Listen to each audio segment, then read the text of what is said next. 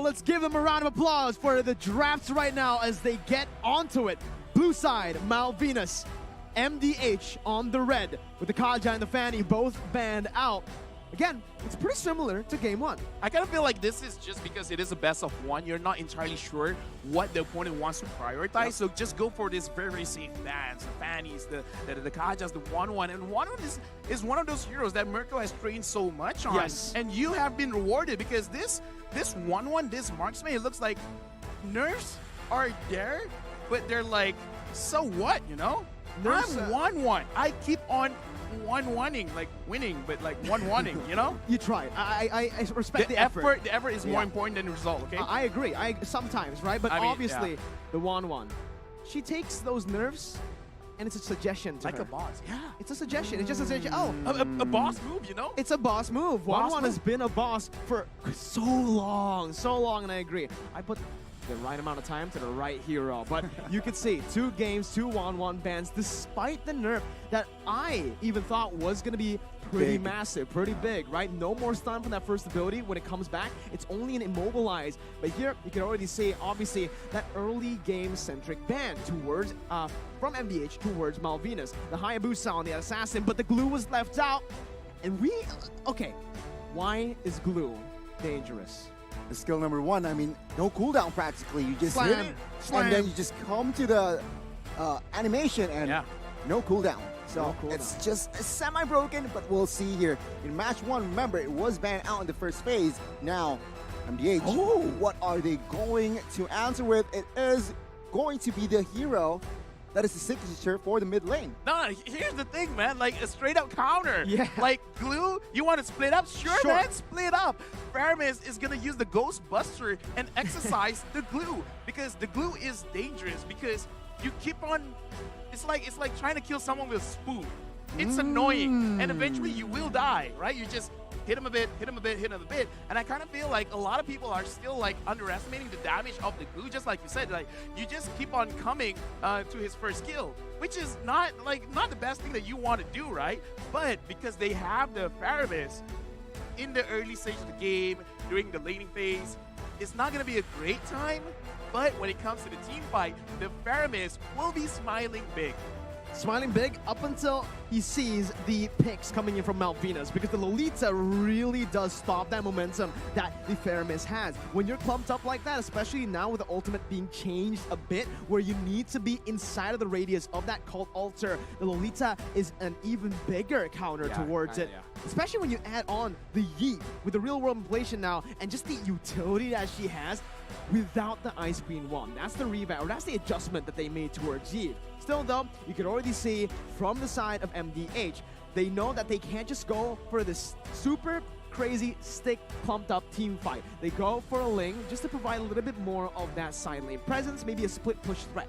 A solid pick as well. I mean, a good target for that Ling is that Eve, which is viable, and perhaps the marksman for that second phase. But now, you can see from the side of MDH, they are trying to limit the option for Joel Crew. Beatrix has been banned out. Perhaps they might commit to another marksman for their last ban. For now, I just want to have a brief talk about the first 3 picks for both teams. For MDH, they have a lot of single target ways to pick people off, because the Cho, very notorious with the Weight of Dragon, and the Link, as an assassin, can solo someone out.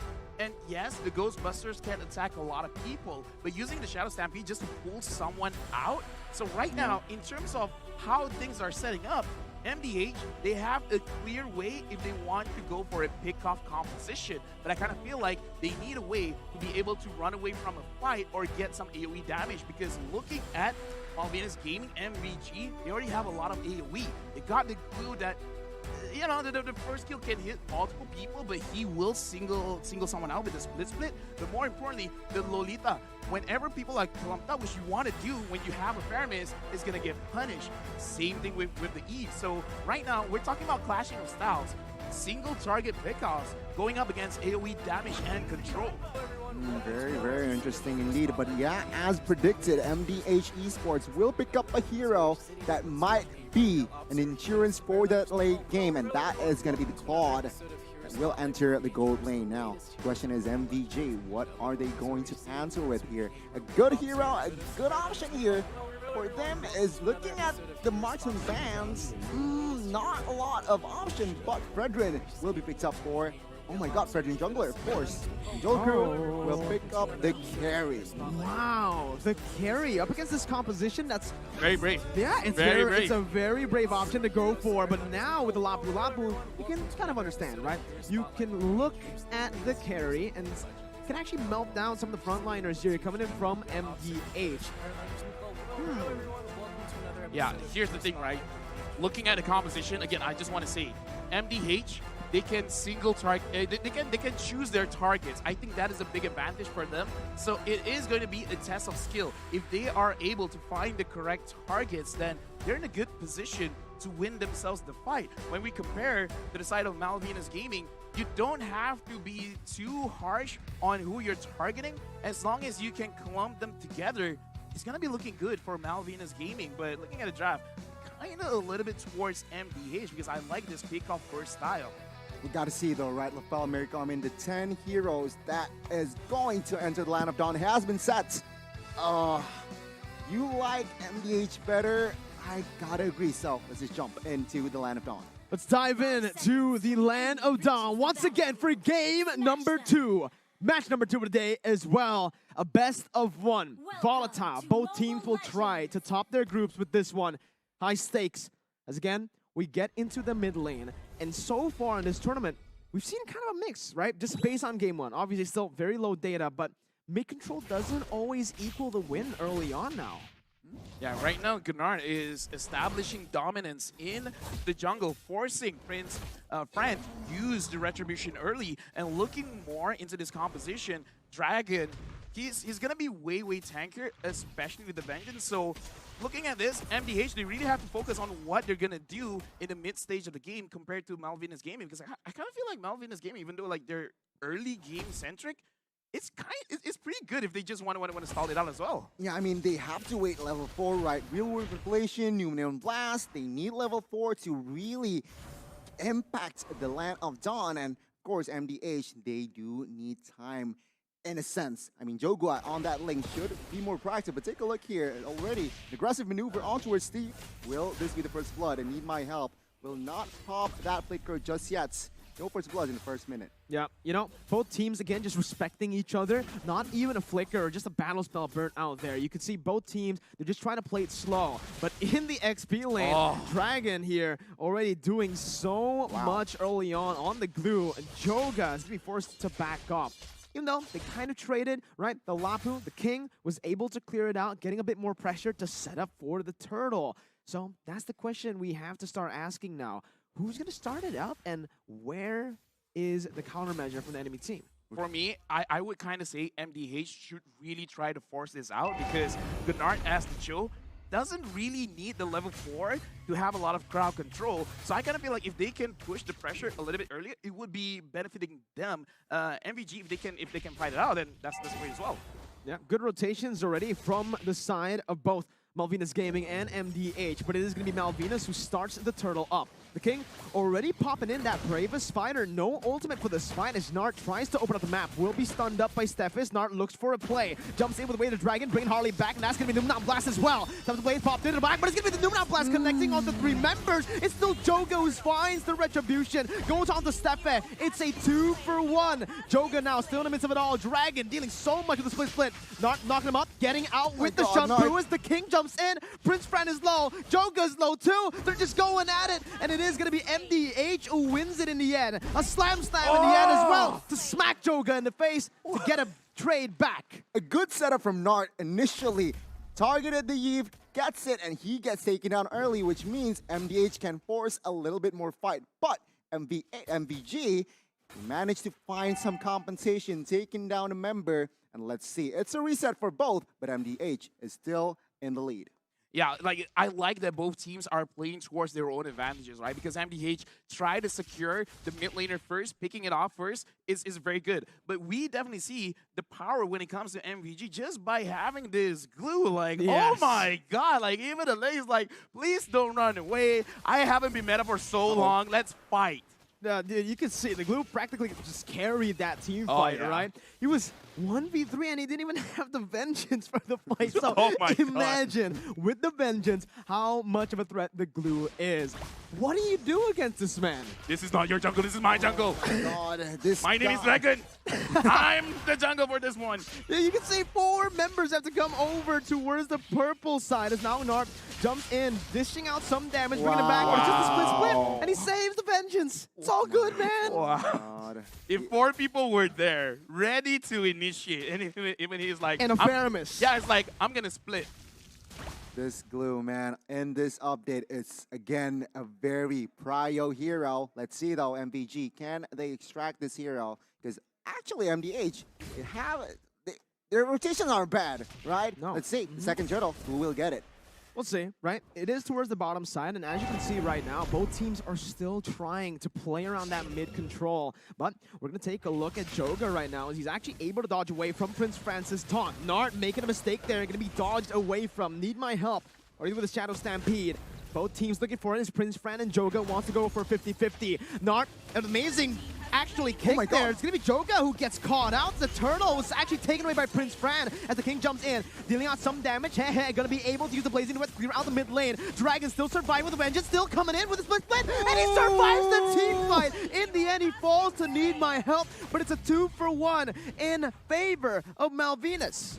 MVG with the equalize here. Take a look at the gold chip already in minute number 5. MVG Joel Crew almost picking up the kill earlier, but man, oh man, what a rotation. This guy rotates from top side to help the turtle. LaFell. I gotta say, man, I kind of feel like we just gotta focus on the EXP laners, man, because Yeah. the King as well as You're right. Dragon, they're asserting dominance, and MDH, this does show Need My Help on this Faramis is a very good counter towards the glue because he had a lot of HP, but now is trying to run away. Oh man, not having the sprint, jumps back to the battle mirror image just for Joel Crew to pick up that kill. And now it's really shaping up to be the game that we expected, with Malvinas controlling the early game.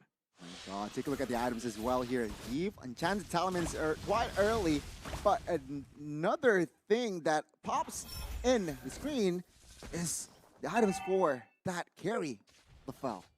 Yeah, honestly, I like that every single team has adjusted. Instead of focusing entirely on getting one core item, they're just kind of like splitting up, making sure that they get some passes from the item, like the Fury Hammer, as well as the Steel Lake Place, just to have extra stats on your hero so that you can actually do a lot in the early stages of the game and mitigate any kind of engagement that the enemy tries to fight.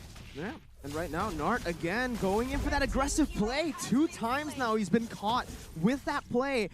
He wants to set it up. He wants to be the one to actually look for these proactive movements, but with the amount of mobility from Malvinas and with the stun as well provided by Steffe, he's not going to be able to do that at will. And now Malvinas, knowing that there's no roamer for MDH, they're completely controlling that top side, and they're taking the turtle right now, uncontested for free. What I love about Malvinas Gaming here is their execution is just so in sync, and they do not forget about neutral objectives like turrets and, of course, this turtle. They managed to find the 3rd turtle.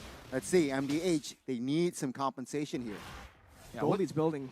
No, honestly, like I'm looking at this game and I'm seeing what are they waiting for, because Malvinas Gaming, look at this, the damage is so strong, and it looks like they're gonna engage onto the jungler. Joga's gonna be caught there, but the Numenon Blast and the real world manipulation basically zones everyone away from trying to follow that play up. MDH losing Joga on a lane now that's behind of that Fredrin. The King using the Bravest Fighter just to clear out the waves. He's going to be punished here by a dive, and it's going to be the King who gets picked off, who jumps in looking for some more sustain. He gets out. Steffe looking for the stun, jumps in, flickers as well under the turret just to smack him up. Harley surviving with one, but he won. My goodness, MVG, they are stepping on the gas here. The King needs to fall in the bot side, but take a look at this. MVG, they are looking to grab more space here, taking the tier 1 bot side, and seems like they will not get it. Still, MDH manages to defend that turret. Right now, MVG, they're just solidifying every single lane for themselves, because MDH, it looks like they're kind of getting picked off one by one because Gunnar tries to get information, but because the carry is there, you're going to get popped so fast. And I kind of feel like this is creating such a big problem for the side of MDH because the glue is more tankier than the roamer, and when it comes to Joel Crew on this carry, he really doesn't care who's in front of him. So right now, MVG, they're getting their win condition. The king goes in, but he didn't catch anyone. Nart going to be able to find a way to drag it onto Stefan. That's just the roamers. That's going to be the back line targeted by Prince Fan. Oh, they're now, engaged. real roam ablation on top of the Faramis ult, as that's going to be the Blazing Duet popped in as well. Harley caught low. Joel Crew still free hitting with a full HP bar. He's still actually going to be able to push MDH back, but it's MDH who finds the pick.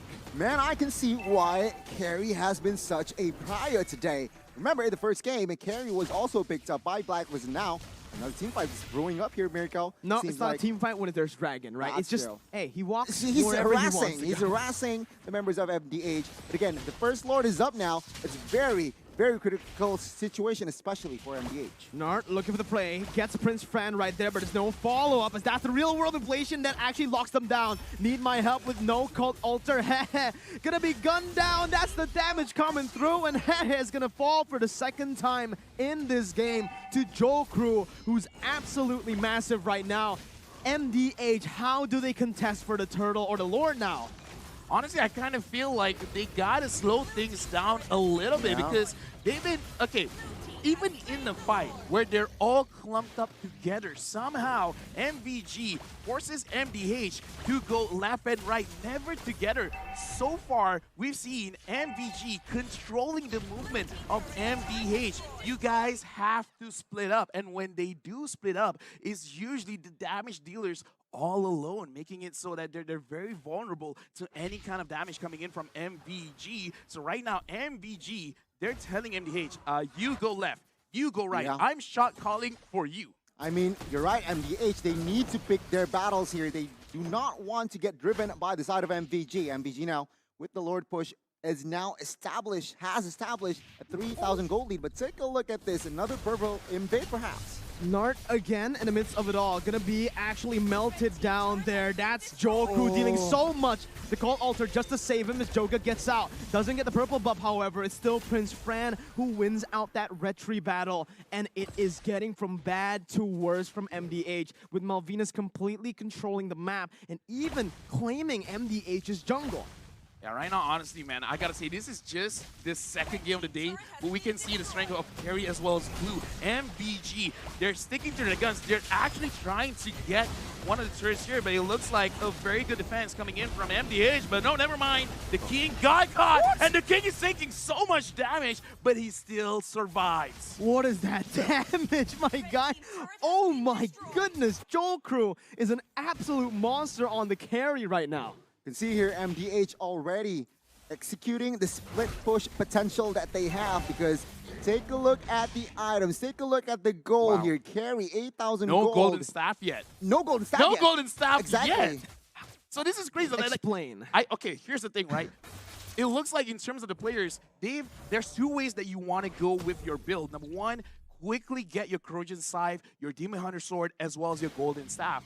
But if you want to play a little bit more disciplined, you delay the Golden Staff just a little bit so that you get your Wind of Nature first, making it so that even if you do get engaged on, you can survive if your tank or your roamer is not there to protect you. So looks like in this game, Malvinas Gaming, they just do not want to lose their advantage that they've already piled up against MDH. So going for the safe pick, that's good. That's so unfortunate for Nart, man. He goes on to Harley, but the kick did not go through all the way.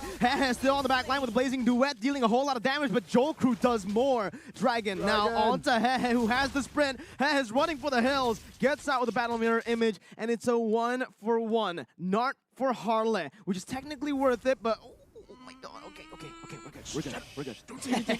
Don't snitch, don't snitch. But there you go, he made it. But yeah, back to your point here, LaFell. A very intelligent item from the side of Joel Crew. He doesn't want to, he knows he is dominated.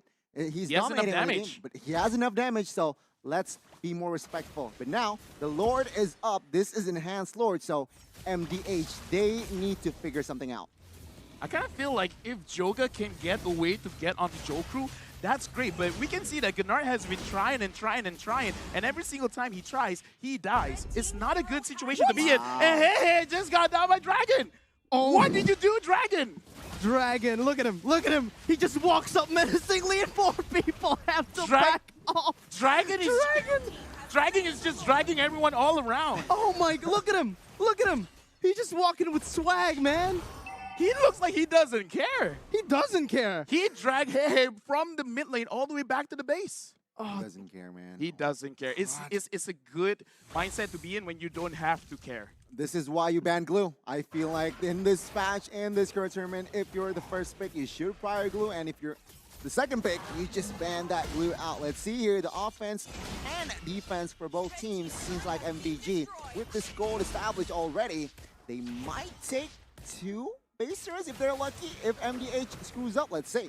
The King now jumping with the bravest fighter. What? Oh my goodness, the cold altar isn't enough. He flickers out just to die towards Joel Crew. Oh my god, does he have Golden Staff? Please tell me he has Golden Staff now, right? Yeah. Mirko, Gani, answer this riddle. Lavelle. What are you going to do against someone that doesn't die and someone that does too much damage? You run. You run. Thank you very much. I do agree. You run. That's okay. It's a good riddle. It's a logical answer. That's a logical answer. Yeah. Exactly. But let's It's not see. the answer I'm looking for, but it's logical. Okay. What's the answer you're looking for? I'm looking for an engage by MVG. And they are doing it right now. Need my help. Gonna be taken down. Nart now still trying to zone the other members away. Jumps in with the G Kundo, but is not gonna be able to find the way to Dragon as the King jumps in with the bravest fighter. But again, it's just a cult altar defensively. There's no counterplay right now towards what Malvinas are doing. They're even just walking into turret range of the base turret, dishing out some damage, sieging it down with no minion waves. They are absolutely controlling this game. Looking bleak for MDH. They are now behind 6,000 gold. Oh my god, another engage. Again, Dragon here, he just jumps in and he is going to be able to zone away with a nature pop, but that's the magic damage coming through. Joel Crew, free hitting on the back, getting the double. The King, who has the damage reduction, will not be able to survive this. That's the mid-base turret taken out without a minion. A single minion wasn't necessary for Malvinas. It's a triple kill over to Joel Crew. Joga and Need My Help now trying desperately to save the game. Dragon still able to jump in with a slam. Joel Crew targeting the base, and it's going to be Malvinas Gaming who tops their group for now. 1-0 up against MDH. The runner-ups from Latin America managed to squeak the win here in our second match of the opening day. Congratulations, but my god, what an execution.